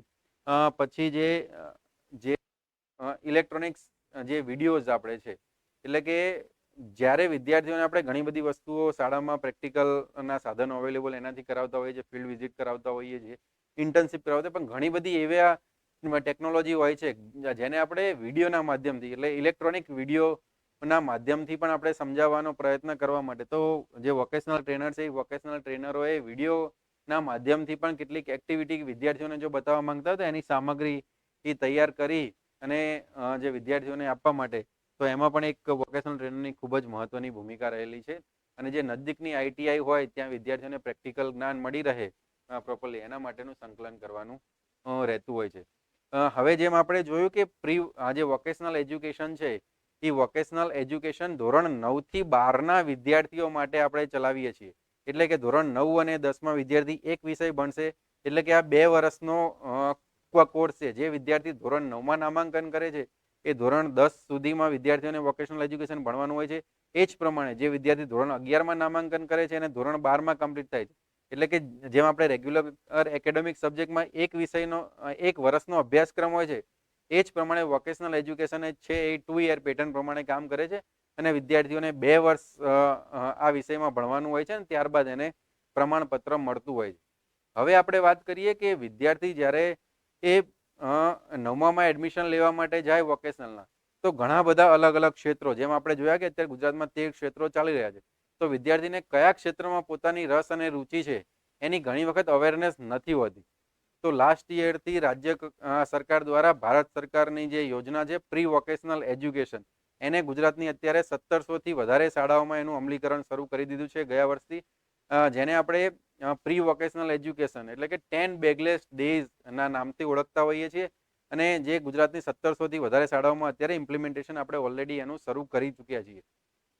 આ શાળાઓમાં વિદ્યાર્થીઓને 10 બેગલેસ ડેઝ દરમિયાન અલગ અલગ ક્ષેત્રોની માહિતી મળી રહે, અલગ અલગ ક્ષેત્રો વિશે વિદ્યાર્થીઓને જસ્ટ અવેરનેસ કરવા માટેની વાત છે કે વિદ્યાર્થીઓ અવેર થાય અને વિદ્યાર્થીઓને 10 દિવસ દરમિયાન જે પોતાની લોકલ પરિસ્થિતિ છે શાળાની આસપાસ, એ શાળાની આસપાસની લોકલ પરિસ્થિતિમાં વિદ્યાર્થીઓને આપણે એક પ્રયત્ન કરવાનો છે કે અલગ અલગ ક્ષેત્રોની આપણે માહિતી આપી શકીએ. તો એના માટે વધારે પ્રી વોકેશનલ એજ્યુકેશનની ચર્ચા કરવા માટે આપણી સાથે હું હિતેન્દ્ર જોશી સરને વિનંતી કરીશ કે આપણને પ્રી વોકેશનલ એજ્યુકેશન માટે વધારે માર્ગદર્શન આપે. આભાર શ્રી વિશાલ પટેલ કે જેમણે આપણને ટૂંકમાં જ ખાસ કરીને વોકેશનલ એજ્યુકેશનનું એક વ્યૂ, આપણી કાર્ય યોજના શું છે અને એમાં ખરેખર તાલુકા લેવલે અને ક્લસ્ટર લેવલે તાલુકાના એક પ્રેરક અને માર્ગદર્શક તરીકે બીઆરસી અને યુઆરસી કોઓર્ડિનેટરની નેશનલ એજ્યુકેશન પોલિસીના એક મહત્વના અને ચાવીરૂપ ભાગ કે જેને આપણે વોકેશનલ તરીકે ઓળખીએ છીએ, એના ઇમ્પ્લિમેન્ટેશનમાં એક મોનિટર તરીકે શું ભૂમિકા છે, સાથે સાથે સીઆરસી કોઓર્ડિનેટર ભાઈઓ અને બહેનો છે એમની પણ ખૂબ અગત્યની અને ચાવીરૂપ ભૂમિકા છે. તો આપને જણાવતા એ આનંદ પણ થાય છે કે માનનીય એસડી શ્રી રાહબરી હેઠળ રાજ્યની 934 જેટલી શાળાઓમાં અત્યારે વોકેશનલ અમલ થઈ રહ્યું છે અને આ વર્ષે બીજી 227 શાળાઓ આવી છે. તો આપની જ્યારે સ્કૂલ વિઝિટ થાય ત્યારે નજીકની જે વોકેશનલ શાળા છે એની મુલાકાત લઈ એમાં નિભાવવાના પત્રકો, જેમ કે આપ ઘણા વર્ષોના અનુભવી છો, કેટલાક નવા મિત્રો પણ હશે, પણ એમણે ખાસ કરીને જે ગ્રાન્ટ મળે છે એ ગ્રાન્ટના માટે યોગ્ય હિસાબો નિભાવવા, કયા ફાઇલો, કયા પત્રકો નિભાવવા, વોકેશનલ ટ્રેનરની નિયમિતતા અંગે, વોકેશનલ ટ્રેનરની કામગીરી અંગે, એના અભ્યાસક્રમના પુસ્તકો, એના અભ્યાસક્રમનું આયોજન છે, આ બાબતે અને ખાસ કરીને ઇન્ટરડિપાર્ટમેન્ટલ કન્વર્ઝન વિશે આપનું પ્રેરક માર્ગદર્શન મળી રહે એ અપેક્ષાથી આ વોકેશનલ વિષયની માહિતી આપની સમક્ષ રજૂ કરી છે. હવે આપણે ચર્ચા કરવા જઈ રહ્યા છીએ કે જે નેશનલ એજ્યુકેશન પોલિસી 2020ની અંદર પ્રકરણ 4.26 એટલે કે પ્રકરણ 4ના મુદ્દા નંબર 4.26ની અંદર એક આપણને ખૂબ જ સારી વાત કરવામાં આવી છે, જે હું ફરીથી મારી વાતને દોહરાવું છું કે શિક્ષણ અને સ્કિલ બે અલગ ભાગ નથી, આપણે અલગ રીતે જોવાનું નથી. સ્કિલ અને શિક્ષણ એ બંને એકબીજાના અભિન્ન અંગ છે અને એકબીજાની સાથે ખૂબ સારી રીતે સામંજસ્ય સાથે ઇન્ક્લુઝિવ એટલે કે એકબીજાની સાથે જોડાયેલા છે અને અભિન્ન છે. એ રીતે આપણે કામગીરી કરવાની છે. એને ધ્યાને રાખી અને નેશનલ એજ્યુકેશન પોલિસીની અંદર આ વાતને ખૂબ સારી રીતે વણી લીધી છે અને આપણી પાસે જે પૂર્વ પ્રાથમિક અને પ્રાથમિક શિક્ષણ પૂર્ણ કર્યા બાદ જ્યારે વિદ્યાર્થી ઉચ્ચ પ્રાથમિક શિક્ષણમાં એટલે કે 6 થી 8ની અંદર દાખલ થાય છે ત્યારે વર્ષની શરૂઆતમાં, જેમ કે હવે નવું શૈક્ષણિક સત્ર જૂનથી શરૂ થઈ રહ્યું છે, ત્યારે આ માહિતી કદાચ આપના માટે ખૂબ જ ઉપયોગી થઈ શકે કે આપણે જે 6 થી 8ના વિદ્યાર્થીઓ છે એને 10 બેગલેસ ડે 10 બેગલેસ ડેનો કોન્સેપ્ટ શું છે મિત્રો? કે વિદ્યાર્થીઓએ આ 10 દિવસ દરમિયાન, એનો અર્થ એવો નથી કે આપણું શિક્ષણ કાર્ય આપણે ખોરંભવાનું છે, આપણે શાળામાં રજા રાખવાની છે, અભ્યાસ કાર્ય બંધ કરવાનું છે, ના, એવો અર્થ નથી થતો મિત્રો. પણ 10 બેગલેસ ડે એટલે વિદ્યાર્થીઓ જ્યારે શૈક્ષણિક સત્ર શરૂ થાય છે ત્યારે શાળાના આચાર્ય, શાળાના મેથ્સ સાયન્સના ટીચર અને અન્ય શિક્ષકો સાથે બેસી અને નક્કી કરે કે આપણે વિદ્યાર્થીઓને કોઈ એક સ્કિલ અપાવવું છે, જેમાં આપણા કલા, આપણું સાહિત્ય, આપણો વારસો છે એ અને આપણી લોકલ ઇન્ડસ્ટ્રી છે એની સાથે એનું જોડાણ કરીએ અને મેથ્સ, સાયન્સ, ભાષા અને સોશિયલ સાયન્સ જેવા વિષયોનું આપણે અનુબંધ કરી અને એવી રીતે 10 દિવસ 10 બેગલેસ ડે સેટ કરીએ કે જેમાં વિદ્યાર્થીઓ શાળાની અંદર રહીને અથવા કોઈ ઇન્ડસ્ટ્રીની વિઝિટ કરીને અથવા બહારના કોઈ સ્થાનિક વ્યવસાયકારને આપણે બોલાવી અને વિદ્યાર્થીઓને જુદી જુદી પ્રવૃત્તિઓ કરાવી અને વિદ્યાર્થીઓ ચોક્કસ એક સ્કિલની અંદર પારંગતતા મેળવે. આ હેતુ છે મિત્રો. આપણે મુદ્દાવાર આપણે સ્લાઇડના માધ્યમથી ચર્ચા કરીએ. ખાસ કરીને એનઈપીની અંદર પી વોકેશનલના જે ઉદ્દેશો છે એનું મહત્વ, અભ્યાસક્રમ, સમય, મૂલ્યાંકન એની અંદર ખૂબ અસરકારક વાત કરી છે. તો આ મુદ્દાઓને આપણે આગળ જોઈએ તો ખાસ કરીને એનઈપીમાં પ્રી વોકેશનલની અંદર જે શૈક્ષણિક રીતે આપણે જોવા જઈએ તો મુખ્ય પ્રવાહનું એકીકરણ એટલે કે અલગ વિષય અથવા અલગ ભાગ તરીકે પ્રી વોકેશનલની કોઈ નવી શાખા નથી. એ આપણા maths, science, language, social science, પર્યાવરણ જેવા વિષયોની સાથે જોડાયેલી એક્ટિવિટી કરવાની છે, એને કોઈ અલગ રીતે કરવાની નથી. એનો બીજો જે ઉદ્દેશ છે, દરેક બાળક ઓછામાં ઓછું એક વ્યવસાય શીખે. દાખલા તરીકે આપણા ગામની અંદર કુંભાર છે, લુહાર છે, સુથાર છે, કોઈ સારા ખેડૂત છે કે જેણે કોઈ પ્રાકૃતિક ખેતી ઉપરની વાત કરી છે અને એને ઇમ્પ્લિમેન્ટ કરી છે પોતાના ખેતરમાં, તો એવા કિસાનની આપણે મુલાકાત કરાવી શકીએ. આપણા ગામનો કોઈ નાનો રિટેલનો સ્ટોર છે, કોઈ નાનો મિકેનિક છે કે જેણે ગામની અંદર ખૂબ સારી પ્રવૃત્તિઓ કરી અને કોઈ વિદ્યાર્થીને મિકેનિકલ એપ્ટિટ્યૂડ છે, એમાં રસ છે, તો એવા વિદ્યાર્થીઓનું જૂથ છે એ એવા વ્યવસાયકારને આપણે શાળામાં બોલાવી શકીએ અથવા એને શાળામાંથી બહાર લઈ જઈ શકીએ. કોઈ વિદ્યાર્થીને ડોક્યુમેન્ટેશનમાં રસ છે, સંગીતમાં રસ છે, તો એના માટેના તજજ્ઞો બોલાવી શકીએ. પણ અહીંયા બીજો ગર્ભિત અર્થ વિદ્યાર્થીમાં ચોક્કસ પ્રકારની સ્કિલ આવે, આ હેતુ છે. આપણે ધારો કે ચિત્ર સ્પર્ધા છે, સંગીત સ્પર્ધા છે, નૃત્ય સ્પર્ધા છે, નિબંધ લેખન છે, આવું કરતા હોઈએ છીએ. પરંતુ એની અંદર વિદ્યાર્થીને ખરેખર એ જ્ઞાન, સમજ, ઉપયોગ એના માધ્યમથી એ સ્કિલ સુધી પહોંચ્યો છે કે નહીં એનો પ્રવૃત્તિને આપણે એ એનાલિસિસ કરતા નથી. પરંતુ અહીંયા સ્પષ્ટ કર્યું છે કે વિદ્યાર્થીને એક કૌશલ્ય પ્રાપ્ત થવું જોઈએ. ત્રીજો અને અંતિમ આપણે ઉદ્દેશ જોઈએ કે કૌશલ્યમાં શ્રમનું ગૌરવ થવું જોઈએ, કે આપણી આસપાસ જે બ્લેક કોલર છે, વ્હાઇટ કોલર છે, એનો ભેદ ન રાખીએ. આપણા શાળામાં માળી છે, સેવક છે, દરેક પ્રકારના વ્યવસાયનું એક આગવું સ્થાન છે. તો એવા વ્યક્તિઓને આપણે પ્રોત્સાહિત કરીએ. દાખલા તરીકે આપણી શાળાની અંદર પ્લમ્બિંગનું કામ કરવા જે પ્લમ્બર ભાઈ અથવા ઇલેક્ટ્રિકનું કામ કરવા ઇલેક્ટ્રિશિયન આવે છે, તો એ ઇલેક્ટ્રિશિયન શું ભણેલા છે, કેવી રીતે આગળ વધ્યા છે, કઈ રીતે કામ કરે છે, એ વિદ્યાર્થીઓને સલામતી સાથે એની ચર્ચા કરવામાં આવે. અને શાળાના વિશેષ દિવસોએ આપણે બીજા લોકોનું સન્માન કરીએ છીએ ત્યારે એવા પ્રકારના લોકોનું પણ સન્માન કરવામાં આવે, એટલે કે શ્રમનું ગૌરવ થાય અને ભારતીય કળા અને કારીગરી સાથે સંકળાયેલા વિવિધ વ્યવસાયોનું મહત્વ થાય. જુદી જુદી કળાઓ છે, વારસો છે, આ બધાનું પણ મહત્વ આગળ વધતું જાય એ પ્રકારનો હેતુ છે. અહીંયા આપણે જોઈએ કે મેં વાત કરી 4.26ની અંદર આપણે 10 બેગલેસ ડે એટલે કે 10 દિવસનું આયોજન કરવાનું છે. એ જોયફુલ સેટરડેમાં પણ થઈ શકે, રજાના દિવસે શિક્ષકો, વિદ્યાર્થીઓ અને વાલીઓ બધાને અનુકૂળ હોય અને એવી પ્રવૃત્તિ કે જેમાં આપણે કોઈ ડેરી છે આસપાસમાં, કોઈ નાની મોટી ઇન્ડસ્ટ્રી છે કે જેની પૂર્વ પરવાનગીથી આપણે ત્યાં જવાનું થતું હોય તો બીઆરસી સીઆરસી કોર્ડિનેટરના સંકલનમાં એને મદદરૂપ થઈ શકે. સ્થાનિક વ્યવસાય સાથે ઇન્ટર્ન, સુથાર, માળી, કુંભાર, સોની, કલાકારો, તો આવી રીતે આપણી પાસે અપેક્ષા એ છે બીઆરસી સીઆરસી કોર્ડિનેટર સાથે કે આપણા આસપાસના વિસ્તારમાં, આપણા ક્લસ્ટરમાં, આપણા બ્લોકના અંદર એ એવા કયા ઇન્ડસ્ટ્રી છે કે જેમાં વિદ્યાર્થીઓને આપણે આ માટેની તક પૂરી પાડી છે. દાખલા તરીકે આઈસ્ક્રીમની કોઈ ફેક્ટરી છે, બરફનું છે, પાણી શુદ્ધિકરણ કરવાનો આરો પ્લાન્ટ છે, કોઈ પણ નાનું એકમ પણ હોઈ શકે. અહીંયા હેતુ એવો નથી કે મોટા મોટા ઉદ્યોગો, પણ સ્થાનિક કલા, વારસા અને સ્થાનિક જે કૌશલ્ય સાથે જોડાયેલા કારીગરો છે એનું મહત્વ જળવાય એ હેતુ છે. એટલે એ રીતે એમાં આપ સપોર્ટ કરી શકો, આપના વિસ્તારનું મેપિંગ કરી શકો અને એની સાથે દરેક શાળાને કહી શકો કે તમે એગ્રીકલ્ચરમાં આ ખેતીમાં જઈ શકો, આ ડેરીની મુલાકાત લઈ શકો, આ રિટેલ સ્ટોરની મુલાકાત લઈ શકો છો.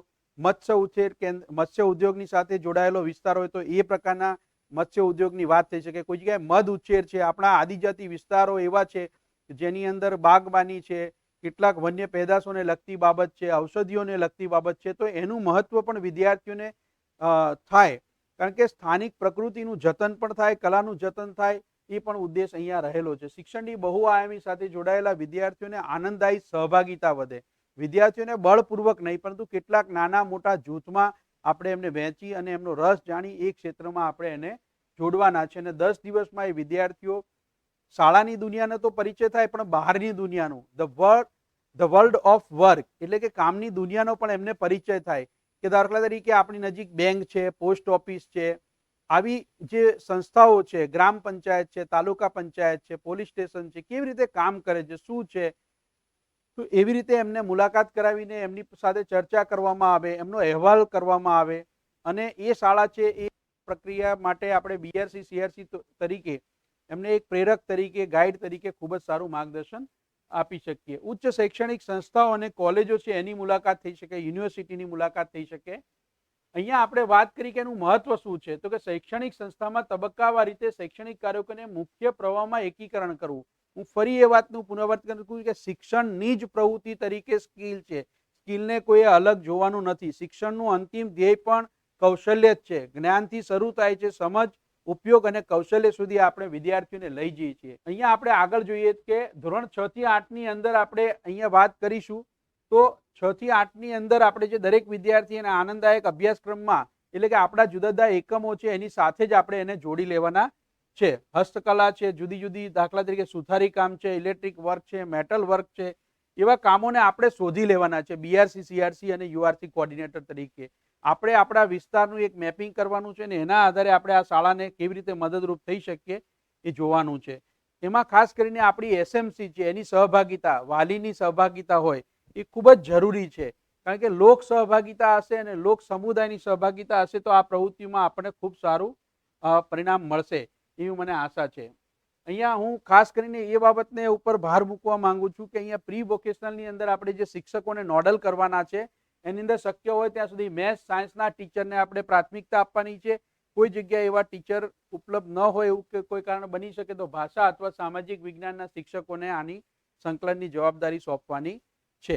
અને 6 થી 8ના તમામ વિદ્યાર્થીઓને સાંકળી શકાય એવી પ્રવૃત્તિ કરવાની થાય છે. આપને પ્રશ્ન થતો હશે કે આમાં ગ્રાન્ટનું અને શું પ્રમાણ છે, તો દરેક શાળાને આપણે આ માટે 12,000 રૂપિયાનું અનુદાન આપીએ છીએ અને જે પ્રિન્ટિંગ સાહિત્ય છે રાજ્ય કચેરી દ્વારા દરેક શાળા સુધી એની માર્ગદર્શિકા, પીપીટી અને અન્ય નિભાવવાના પત્રકો, આ પ્રી વોકેશનલ એક્ટિવિટી પહેલા શાળાએ શું કરવાનું છે, દરમિયાન શું કરવાનું છે અને પછી શું કરવાનું છે એની આખી ગાઈડલાઈન આપેલી છે. એમાં વિદ્યાર્થીની ભૂમિકા શું રહેશે પહેલા એટલે કે પ્રી વોકેશનલ 10 બેગલેસ ડે પહેલા, દરમિયાન શું ભૂમિકા રહેશે અને પછી શું ભૂમિકા રહેશે એની પણ આપણે બૃહદ ગાઈડલાઈન આખી રાજ્ય કચેરી દ્વારા આપવામાં આવશે.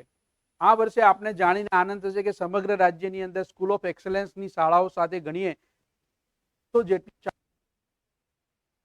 15,000 રૂપિયા પ્રતિ શાળા મુજબ ગ્રાન્ટ મંજૂર થયેલી છે. જે પીએબી મિનિટ્સ આવી ગઈ છે એટલે થોડાક દિવસોમાં આપણે જ્યારે શાળા ખુલશે ત્યારે એમને વિધિવત રીતે પત્ર સાથે શાળાના એકાઉન્ટમાં એ ગ્રાન્ટ ફાળવવામાં આવશે અને શાળાઓ એનું આયોજન કરી શકશે. અહીંયા આપણે જોઈએ કે બાળકોને વિશ્વમાં જે વિવિધ ઉત્પાદક કાર્યો માટે મૂળભૂત કૌશલ્યની આવશ્યકતા છે એની સમજ મળે. હું માત્ર નોકરી કરીશ કે સરકારી નોકરી મેળવીશ એ એક વિકલ્પ છે, પરંતુ વિદ્યાર્થી એ સ્વાવલંબી બને, પોતાના પાસે કૌશલ્ય હશે તો ચોક્કસ પોતાનો નાનો મોટો ધંધો છે, વ્યવસાય છે એ કરે. દાખલા તરીકે પશુપાલન છે, દૂધ ઉદ્યોગ છે, મધ ઉદ્યોગ છે, મત્સ્ય ઉદ્યોગ છે, અન્ય પોટરી ફાર્મ છે, આવા કોઈ પણ ઉદ્યોગ હોઈ શકે. નાના મોટા ઉદ્યોગ સાહસિક પણ બની શકે છે. કોઈ પણ ઇલેક્ટ્રોનિક્સના ફિલ્ડમાં છે, ઇલેક્ટ્રિકના ફિલ્ડમાં છે, આઈટીનું ફિલ્ડ છે, એવા કોઈ પણ. તો આવા જુદા જુદા વ્યવસાયનો પરિચય કરવાનો છે જેથી વિદ્યાર્થીને અગરિયા વિસ્તારમાં કામ કરનાર બાળક માત્ર મીઠું અને અગર જોવે છે એટલે એના મનમાં અગરિયા બનવાની ઈચ્છા થાય એવું નહીં, પણ એને ડોક્ટર, વકીલ, એન્જિનિયર, બીજા વ્યવસાયો છે, બીજા ઉદ્યોગો છે એ નાની મોટી બેંક સહાય અથવા લોન લઈ અને કેવી રીતે નાના મોટા ઉદ્યોગો સ્થાપિત કરી શકે સ્વસહાય જૂથથી, એ એને પરિચય થવો જોઈએ. આ હેતુ એની પાછળનો છે. પ્રી વોકેશનલ એજ્યુકેશન અંતર્ગત વિદ્યાર્થીઓને અનુભવની અંદર સમાવિષ્ટતા આકર્ષક આનંદપ્રદ બનાવવા માટે આપણે શું કરી શકીએ? તો પ્રેક્ટિકલ અનુભવ શાળાની અંદર જ પૂરા પાડી શકાય, બહાર લઈ જઈને પૂરા પાડી શકાય, સ્થળ મુલાકાત કરી શકાય. દાખલા તરીકે આપના જિલ્લાના કોઈ એવા વ્યક્તિ હોય કે જેણે પોતે એન્ટરપ્રેન્યોર તરીકે ખૂબ જ સફળતા મેળવી હોય, તો એવા ઉદ્યોગ સાહસિકને પણ આપણે બોલાવી શકાય. એના માટે જિલ્લા કે રાજ્ય કચેરીના એક્સપર્ટ હોવું એવું જરૂરી નથી, પણ એ પોતાની વાત રજૂ કરે. નાનકડા ઇન્વેસ્ટમેન્ટ સાથે કોઈ ધંધો શરૂ કર્યો હતો અને એમાં કેવી રીતે સફળતા મેળવી, એમાં ફાઇનાન્શિયલ મેનેજમેન્ટ કેવી રીતે લેવું, લોન સહાયનું શું મહત્વ, તો આવી બધી બાબતો છે આપણે શેર કરી શકીએ. અહીંયા એક સૂચક છે કે શનિવારે વેકેશન દરમિયાન અથવા શાળાના અનુકૂળ પ્રવૃત્તિ દરમિયાન, એટલે કે આખે આપણે જોઈએ કે નવું શૈક્ષણિક સત્ર જૂનથી શરૂ થશે, તો કોઈ શાળા એવું નક્કી કરે કે પહેલા સત્રની અંદર આપણે 5 દિવસ લઈશું અને બીજા સત્રની અંદર 5 દિવસ, એક સાથે 5 દિવસ લેવા હોય તો પણ લઈ શકાય. બરોબર. દાખલા તરીકે કોઈ મેળો આવતો હોય, સ્થાનિક હાટ ભરાતા હોય, હસ્તકલા મેળા થતા હોય છે, આપણે જોઈએ કે ટ્રાઇબલના અને અમુક વિસ્તારોની અંદર ચોક્કસ હાટ થતા હોય, તો એ વિદ્યાર્થીઓને રિટેલનું મહત્વ સમજાવવું છે, તો એ ચોક્કસ બનાવેલી વસ્તુઓ છે એનું વેચાણ કરે, એમાંથી વિદ્યાર્થીઓ સાથે રહી અને જાતે બનાવે અને પછી એને સ્ટોલ બનાવે અને સ્ટોલમાં વેચે અથવા એનું પ્રદર્શન ગોઠવે. તો આવી રીતે વિદ્યાર્થીઓને પણ ચોક્કસ અનુભવો થાય છે, જેનાથી હિસાબ કેવી રીતે રાખવો, કયા પ્રકારની વિગતો નિભાવી, કઈ રીતે કાચી સામગ્રી લાવી બજારમાંથી, એનું ઉત્પાદન કેવી રીતે કરવું, એના માટે એક એક વસ્તુની કોસ્ટ ગણવી, એના અંદર નફો કેટલો થાય છે, ટ્રાન્સપોર્ટેશન ચાર્જ કેટલો થાય છે, અધર એક્સપેન્સ કેટલો થાય છે, તો એ રીતે ચોક્કસ નવીન્યતાપૂર્વક આપણે પ્રવૃત્તિઓ કરાવી શકીએ છીએ. બાકીના દિવસોનું પણ આયોજન કરી શકીએ. પ્રદર્શન છે, વહેંચણી છે, પ્રસ્તુતિ છે, એ શાળાએ નક્કી કરવાનું છે, એસએમસી એ નક્કી કરવાનું છે. આની સ્વતંત્રતા આપણે શાળા ઉપર છોડેલી છે. ફિલ્ડ વિઝિટ, માની લો કે આપની વિસ્તાર એ પાટણ અથવા સુરેન્દ્રનગર છે, જુનાગઢ છે, કચ્છ છે, એવા છે કે જ્યાં ઐતિહાસિક સ્થળો છે, કોઈ પણ હોઈ શકે, દરેક જિલ્લામાં એવા સ્થળો છે, એની મુલાકાત કરાવી શકે. સાંસ્કૃતિક સ્મારકો છે, કૃષિ ફાર્મ છે, સંશોધનની સંસ્થાઓ છે, ગામ તાલુકાની અન્ય સંસ્થાઓ છે, એનો આપણે પરિચય કરાવી શકીએ. આપણા સ્થાનિક કલા અને સાહિત્યના જે એક્સપર્ટ છે એની સાથે વિદ્યાર્થીઓનો સંવાદ કરાવી શકાય. તો આ રીતે ખૂબ જ એકદમ સાહજિક રીતે આપણે જોવાનું છે. અહીંયા આપની ભૂમિકા અમે ચાવીરૂપ એટલે ગણીએ છીએ કે તમારે શાળાને હેન્ડ હોલ્ડ કરી અને લીડરશિપની ભૂમિકામાં એક સીઆરસી કોઓર્ડિનેટર તરીકે, એક બીઆરસી કોઓર્ડિનેટર તરીકે તાલુકાના રિસોર્સિસનો ઉપયોગ કરી, ક્લસ્ટરના રિસોર્સિસનો ઉપયોગ કરી અને મારા જે આ શાળા છે, વિદ્યાર્થી જે ગણિત વિજ્ઞાનની સમજ કૌશલ્ય સુધી પહોંચે, એની ભાષાની સમજ છે, નું મહત્વ સમજાય અને એ ખરેખર કળામાં પ્રદર્શિત થાય અને વિદ્યાર્થીના કૌશલ્યમાં આવે, એ માટે આપણે અહીંયા કરી શકાય. કેટલીક પ્રવૃત્તિઓ અમે અહીંયા મૂકવાનો પ્રયાસ કર્યો છે કે ધોરણ 6, ધોરણ 7, ધોરણ 8, દાખલા તરીકે શાળા જ્યારે નક્કી કરતી હોય છે ત્યારે કયા એકમમાં એને નક્કી કરવું એ શાળાને આપણે છોડેલું છે. કારણ કે અભ્યાસક્રમની અંદર ચોક્કસ પ્રકારના એક કઠિનતા મૂલ્ય સાથે દરેક વિષયને મૂકવામાં આવતા હોય છે. તો અહીંયા અમે આપની સમક્ષ એક મૂકવાનો પ્રયત્ન કર્યો છે કે દાખલા તરીકે આસપાસની વસ્તુઓ છે, પ્રકૃતિનું જતન છે, આપણે સોલર ઉર્જાનો ઉપયોગ છે, સૌર ઉર્જાનો ઉપયોગ એ કેવી રીતે કરી શકીએ, એના માટેના સંસાધનો, તો આપણે જે ગ્રાન્ટ આપીએ છીએ એમાંથી કાચી સામગ્રી અને અન્ય આપણે ખરીદી શકીએ છીએ 15,000ની મર્યાદામાં. વિદ્યાર્થીનું મૂલ્યાંકન, અહીંયા ખાસ અમે આપણે બીઆરસી સીઆરસી તરીકે આપની પાસે અપેક્ષા રાખીએ છીએ કે જેમ આપણે શિક્ષણમાં સત્રાંત મૂલ્યાંકન, એકમ કસોટી લઈને વિદ્યાર્થીનું મૂલ્યાંકન કરીને આગળ પાછળ ઉપર નીચે એવી રીતે જણાવતા હોય, અહીંયા એ પ્રકારનું કોઈ પણ પ્રકારનું રિઝલ્ટ કે એવું આપવાનું નથી કે જેનાથી વિદ્યાર્થીઓની અંદર ભેદરેખા થાય. અહીંયા એવું કોઈ પણ પરિણામ આપણે આપવાનું નથી કે નંબર આપવાનો નથી અથવા એક સ્કોરિંગ કે ગ્રેડિંગ પણ કરવાનું નથી. દરેક વિદ્યાર્થી એ અભિન્ન છે, અલગ છે, પોતાનું એક સ્કિલ છે, પોતાની એક ગતિ છે, એની સાથે આગળ વધે એ માટે એને પ્રોત્સાહિત કરવાનું છે. આપણી શાળાના આપ જ્યારે શાળા મુલાકાત લેતા જતા હશો ત્યારે જોતા હશો કે કેટલાક વિદ્યાર્થીઓને સંગીતના વાદ્યમાં રસ હોય છે, કેટલાકને ગાઈ અને અવાજ કરીને રસ હોય છે, કેટલાક વિદ્યાર્થીઓને બેસી અને અન્ય પ્રવૃત્તિમાં. તો આ પ્રકારે આપણે કોઈ પ્રકારની વિદ્યાર્થી છે એની અંદર આપણે આ વલણ એક પ્રકારનું એવું કે શીખવાને પ્રોત્સાહિત કરવાનું છે, ગુણાંકન કે ગ્રેડિંગ આપવાનું નથી. આંતરિક અને ગોપનીય રાખવાનું છે, એટલે કે વિદ્યાર્થીને એના વર્ગની અંદર એ પોતાના અધ્યયન નિષ્પત્તિમાં વધુ સારો કેવી રીતે થઈ શકે એ માટે મદદરૂપ થવાનું છે. રિપોર્ટ કાર્ડની વાત છે, તેની અંદર હાજરી એટલે કે વિદ્યાર્થીઓ જોડાય અને સંપૂર્ણ સહભાગી થાય, વિવિધ પ્રવૃત્તિઓમાં એની સહભાગિતા ખરેખર હોય, બરોબર છે, એ ક્યાંક એના આયોજનમાં હોય, ક્યાંક એના સંકલનમાં હોઈ શકે, કોઈ પણ રીતે અન્યને ઉપયોગીતા, તો વિદ્યાર્થીઓમાં એની સાથે સોશિયલ સ્કિલનું પણ નિર્માણ થાય, અન્યને ઉપયોગી થાય એવી પ્રવૃત્તિ કરી શકે. હું નોકરી મેળવનારની જગ્યાએ નોકરી દાતા બની શકું કેવી રીતે, એવા ખ્યાલ વિદ્યાર્થીઓના મનમાં રોપાય અને સમાજને ઉપયોગી થઈ શકું, એ પ્રકારની વાત છે. વિદ્યાર્થીઓમાં કોમ્યુનિકેશન સ્કિલ વિકસી શકે એવી પ્રવૃત્તિની વાત કરવાની છે. ટીમ વર્કની ભાવના, કે આપણે જે પ્રવૃત્તિઓ આપીએ છીએ ગ્રુપની અંદર અથવા તો જૂથની અંદર આપીએ કે જેથી એની અંદર ટીમ વર્કની ભાવનાનું નિર્માણ થાય. સમય વ્યવસ્થાપન, ખાસ કરીને પંક્ચ્યુઆલિટી એ ખૂબ જરૂરી છે. તો વિદ્યાર્થીઓમાં જે સમય પાલન છે એની ભાવનાનો વિકાસ થાય એ ખૂબ જ જરૂરી છે. અહીંયા આપણે શાળાઓની પસંદગી ખૂબ જ કરી દીધેલી છે અને જે ખાસ કરીને શાળાને અહીંયા આપના તરફથી જે સતત માર્ગદર્શન મળે, આપની જ્યારે શાળા વિઝિટ થાય ત્યારે અમે આ વર્ષની આપની જે CRC, BRC અને URCની ટૂર ડાયરી છે એમાં પણ આ મુદ્દા ઉમેરી રહ્યા છીએ, જે ટૂંકા હશે, નાના હશે, પરંતુ એ આપની જ્યારે શાળા મુલાકાત થાય ત્યારે એ શાળાની અંદર પ્રી વોકેશનલની પ્રવૃત્તિ હોય તો એ અને વોકેશનલની પ્રવૃત્તિ હોય તો એને આપ સતત જોતા રહેશો. અને અહીંયા બાકીની જે વિગતો છે એ શાળાને લગતી છે, પરંતુ પ્રી વોકેશનલ માટે અમારી આપની પાસે 5 અપેક્ષા છે. નંબર 1, કે આપે આપની શાળામાં પ્રી વોકેશનલ મળ્યું છે તો એને ગ્રાન્ટ મળી છે, એ. નંબર 2, શાળાએ પ્રી વોકેશનલ માટે 10 બેગલેસ દિવસનું આયોજન કર્યું છે. તો આયોજન કર્યું છે તો જાતે એક શિક્ષકે કર્યું છે કે સામુદાયિક રીતે કર્યું છે, એ નક્કી કરતી વખતે આસપાસના રિસોર્સનું એનાલિસિસ કર્યું છે કે કેમ, એ જોવાનું છે. અને એ પ્રવૃત્તિ માટે પૂર્વ એટલે કે પ્રવૃત્તિઓના આયોજન પહેલા, દરમિયાન શું કરવાનું અને પછી એનું એક આખું ચર્ચા કરી અને આખા વાર્ષિક કેલેન્ડરમાં એને એકરૂપ બનાવેલું હોય કે આ વિષય એવો છે કે જેની અંદર મેથ્સ જોડાયેલું છે, આ વિષય એવો છે કે એમાં સાયન્સ જોડાયેલું છે, આમાં સોશિયલ સાયન્સ જોડાયેલું છે, આમાં લેંગ્વેજ જોડાઈ છે, એ રીતે આયોજન કરેલું છે કે કેમ. ત્યાર પછીનો જે મુદ્દો છે કે આપ માર્ગદર્શક તરીકે આપે જે શાળાની અંદરની પ્રવૃત્તિ અથવા શાળાની બહારની પ્રવૃત્તિ છે એ પ્રમાણે કેટલું વેટેજ આપ્યું છે અને એના અંદરથી વિદ્યાર્થીઓને શું જાણવા મળ્યું છે, શું સ્કિલ થયું છે, એનું એક રિપોર્ટિંગ CRC કોઓર્ડિનેટર કે મારી આ શાળામાં આ વખતે પ્રી વોકેશનલનું ખૂબ સારું આયોજન થયું છે અને એની વિશેષતા આ છે, તો એનું એક રિપોર્ટિંગ તૈયાર થાય. BRC હોય તો BRC અને URC કોઓર્ડિનેટરથી હોય તો એમની પાસેથી કે એક રિપોર્ટિંગ તૈયાર થાય કે મારી ટોટલ આટલી શાળાઓ હતી, એમાંથી આટલી શાળાઓએ પ્રી વોકેશનલ કર્યું, એમાં વિશેષ બાબત આ હતી, આ શાળામાં વધુ સારી રીતે આ વર્ષે થઈ શકે, તો આટલી આટલી પ્રવૃત્તિઓના માટે અમે આયોજન કર્યું છે અને અભ્યાસક્રમ સાથે જોડાઈને કર્યું છે. આ બાબતને આપણે વેટેજ આપીશું. ખાસ કરીને એનું ડોક્યુમેન્ટેશન થાય.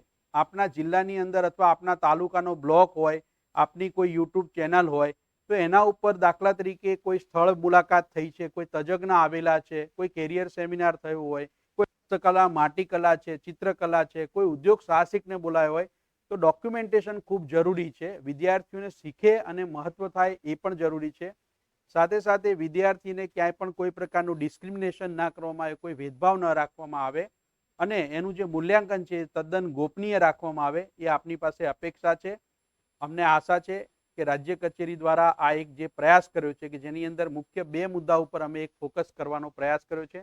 માનનીય SPD મેડમે ખૂબ શરૂઆતમાં જ ખૂબ સારી રીતે એ મુદ્દાઓને આપણે ફોકસ કર્યા છે અને નેશનલ એજ્યુકેશન પોલિસીના હાથરૂપ છે, જેનાથી વિદ્યાર્થીઓને આપણે જે અગાઉ પ્રવૃત્તિલક્ષી, આનંદલક્ષી શિક્ષણ કરાવવા માંગતા હતા, તો આ પ્રી વોકેશનલ અને વોકેશનલ એવી એક્ટિવિટી છે કે જેના દ્વારા વિદ્યાર્થીઓને પ્રવૃત્તિ અને આનંદ તો મળે જ છે કે પ્રેક્ટિકલ કરવાની તક તો મળે જ છે, પરંતુ સાથે સાથે એની અંદર ચોક્કસ સ્કિલનું નિર્માણ થાય છે. તો તમામ BRC, CRC અને URC કોઓર્ડિનેટર સાથે એવી અપેક્ષા છે કે આ નવું શૈક્ષણિક સત્ર જ્યારે જૂનથી શરૂ થશે ત્યારે આપની શાળાઓ કે જ્યાં વોકેશનલ છે ત્યાં આપની ચોક્કસ મુલાકાત થશે અને આપનું પ્રેરક માર્ગદર્શન મળશે અને સૂચનો મળશે. અને જે પણ સૂચનો હશે એ આપના DO સાહેબ કે DPO સાહેબના માધ્યમથી અમને રાજ્ય કચેરીને મોકલશો, તો જ્યારે આગામી અમે કોઈ નવી બાબતો આપના માધ્યમથી સૂચનો આવશે તો એમાં ચોક્કસ અમે આમે જ કરીશું અને એના કદાચ ડ્રોપઆઉટ ઘટાડવા માટેનું પણ આ એક કારણ બની રહેશે કે વિદ્યાર્થીને શાળાએ આવું ગમશે એવી અપેક્ષા સાથે આ તબક્કે આપ સર્વે જિલ્લાની team, BRC coordinator, CRC coordinator, URC coordinator અને જે પણ જિલ્લાના તાલુકાના મિત્રો જોડાયા છે એનું રાજ્ય કચેરી વતી અમે આભાર માનીએ છીએ અને આ તક માટેની એક વ્યવસ્થા કરી આપી એ માટે સ્ટેટ પ્રોજેક્ટ ડાયરેક્ટર અને ટેકનિકલ ટીમ વિદ્યા સમીક્ષા કેન્દ્રનો પણ આભાર માનીએ છીએ. Thank you.